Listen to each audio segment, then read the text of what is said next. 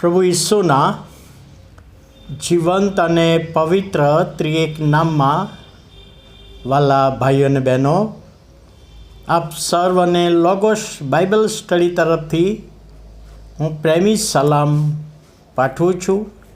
અને આજે 2025ના વર્ષનો 32મો દિવસ એટલે કે 1 ફેબ્રુઆરી 2025 અને શનિવારનો આ નવો દિવસ આપણા જીવનોમાં પ્રભુએ બતાવ્યો.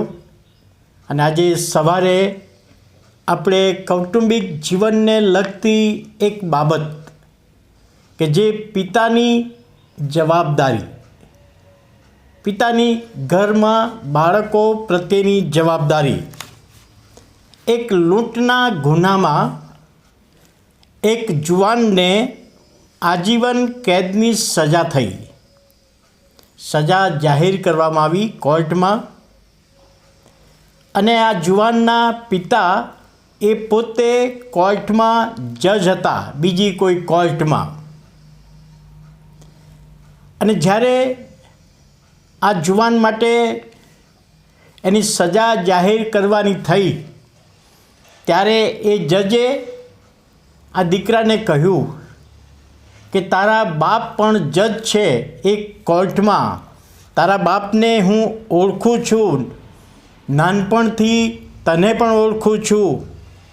તારા પિતા તો કાયદાના પુસ્તકો લખવામાં ઘણા બધા પુસ્તકો લખ્યા અને ઘણા બધા વકીલોને માટે, ન્યાયાધીશોને માટે તારા પપ્પાએ લખેલા પુસ્તકો બહુ ઉપયોગી થયા છે.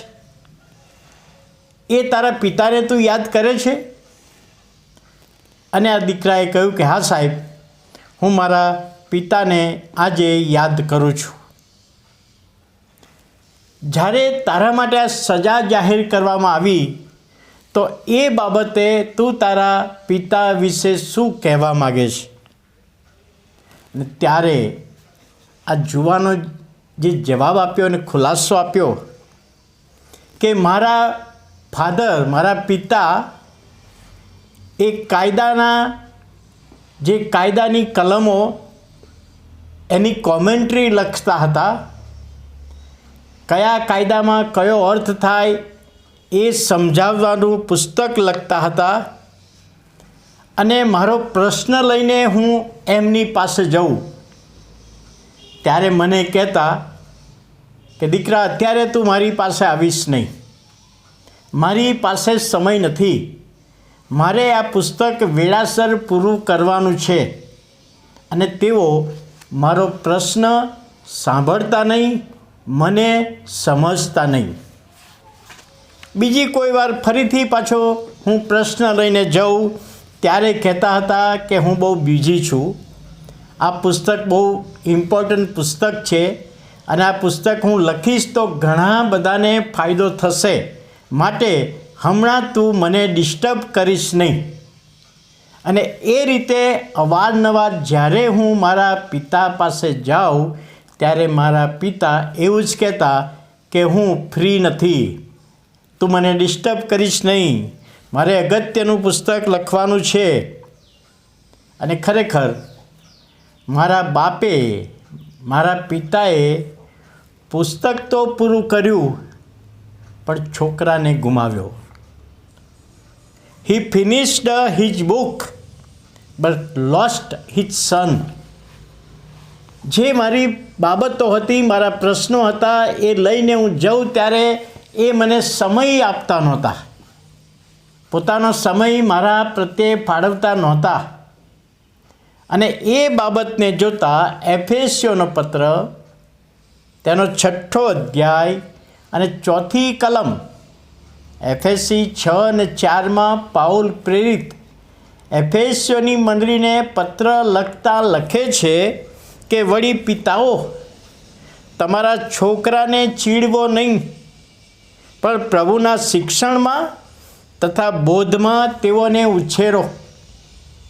તમારા છોકરાને ચીડવો નહીં. હવે ચીડવવાની બાબત અહીંયા આગળ નકારાત્મક છે કે તમારા બાળકો પ્રત્યે તમે નકારાત્મક બનશો નહીં. એમના માટે સમય આપો, એમને નમૂનો આપો, એમને શિક્ષણ આપો. અને એટલા માટે પાઉલ અહીં લખે છે કે તમે તમારા બાળકોને ચીડવો નહીં, પરંતુ પ્રભુના વચનના શિક્ષણમાં તથા બોધમાં તેઓને ઉછેરો.